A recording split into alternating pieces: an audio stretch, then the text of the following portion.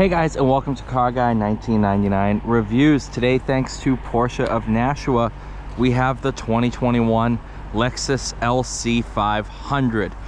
I've wanted to drive one of these ever since it came out. I don't have a Lexus store connection, so I was like, well, I just gotta find one eventually, and I found one eventually. This one is, oh, absolutely gorgeous. One of the most beautiful cars made in modern day. Now, obviously you can see it's cold. This is on summer tires, so no, I'm not going to be driving it like a buffoon, because that is how you wreck sports cars. I wish I could have the top down, but what is the current? 34. So yeah, it's it's a little chilly. Cup holder. I do have the original window sticker right here. So this is atomic silver, which is funny because I've driven a Lexus ES with the same color, but this one is a very, very nice build. Oh, there we go. I'll turn that on. 21-inch wheels, which is $2,600 compared to on the DBX S, their optional wheels were $22,000. All right, so this one has heads-up display, which I just enabled, the limited slip differential and Yamaha performance dampers, carbon scuff plates, touring package, and essentially cargo package. For a as-tested price, brand new, of $112,205, 5-liter NA V8 with 471 horsepower, featuring a 10-speed torque converter automatic. And this is one of the best torque converter automatics on the market.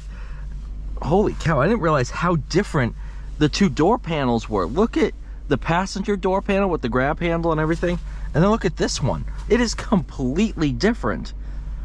That is pretty cool. That takes a lot of money to engineer two different door panels, especially for rest of the world, because then you need to make the tooling and everything. Interior wise, absolutely phenomenal. Just, oh, so good. All right, so put it into reverse, up like that.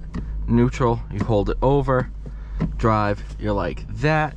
And then manual, you just tap it once down there.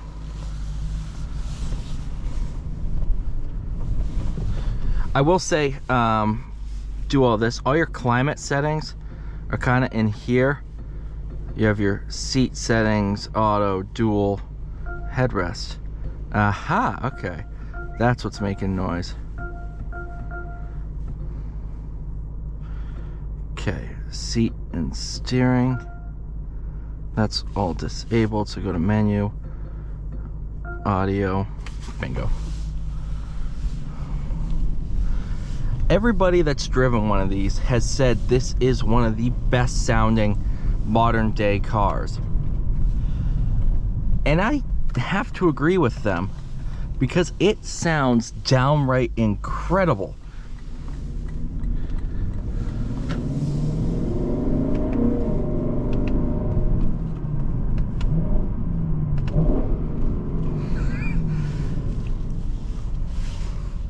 Drop the window slightly.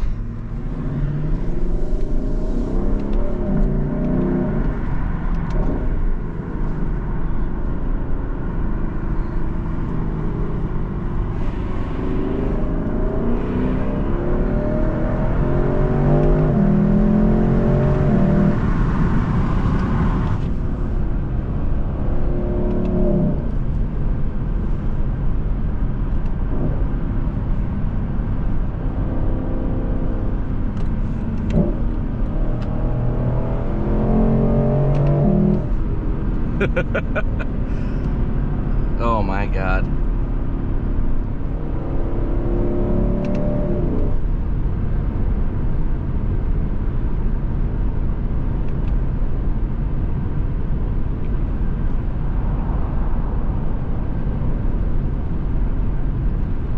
That sounds incredible.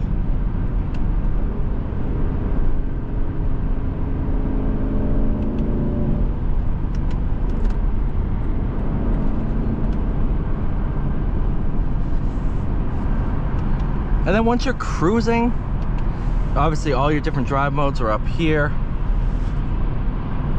It's comfortable, and you have 10 ratios.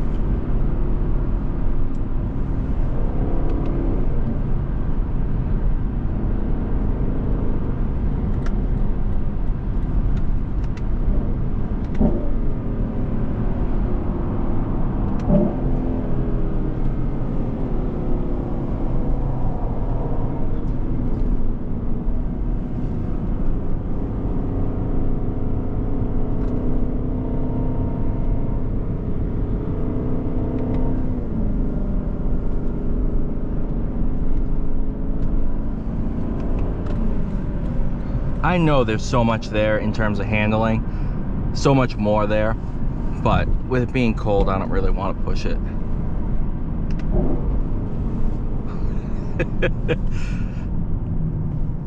This is, and I've heard a bunch of people say this is closer to a modern day Supra than the actual Supra. The Supra was launched as a grand touring car. It wasn't launched as a all-out sports car. And this is kind of in a similar boat. This is a great GT car, taking on cars such as the Aston Martin Vantage for half the price. And I don't think it's half the experience. And compared to a new Vantage, yes, it's down on power by about 200 horsepower, but it's up on sound. The soundtrack of this is downright incredible. This 5-liter V8 is one of the best sounding modern day engines. And it's unlikely to be duplicated ever again, because of the fact of emissions and the push towards turbos and everything like that. It's just,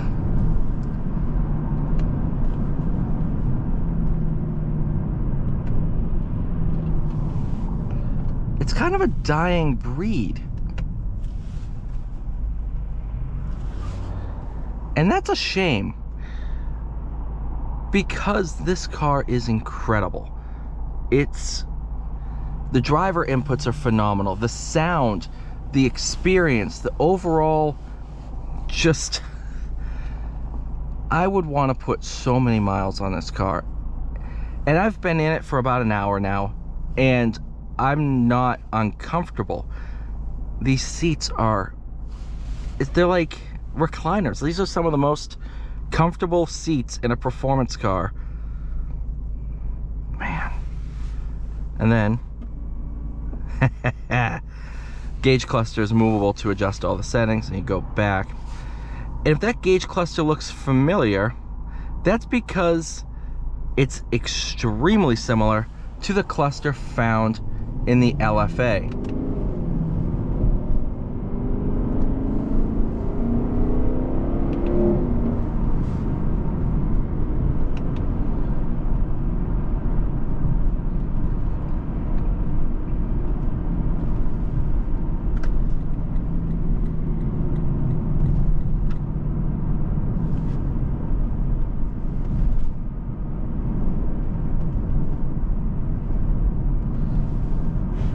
Which I think a lot of people have made comparisons of this car and the LFA and kind of saying, oh, this is the modern version. I don't think it is. The LFA, first of all, Lexus lost money on each and every one. And some of you know the story that I believe they did it's one way or the other. They did the whole thing in aluminum, and they said, you know what, we're gonna do it carbon fiber, or vice versa. I forget which one. Yeah, I don't think this is a modern day LFA. What I do think is this is a LFA for a quarter of the price. I don't think this would be the equivalent of, how do I put this, the Boxster S to the 911S. It's a little bit different, but actually I think it's probably closer to, let's say, the Cayenne Turbo GT and the Macan GTS. The main experience of being a fun car and everything, it's different, you know, they just go about things differently, but the ethos and the soul and the character is there.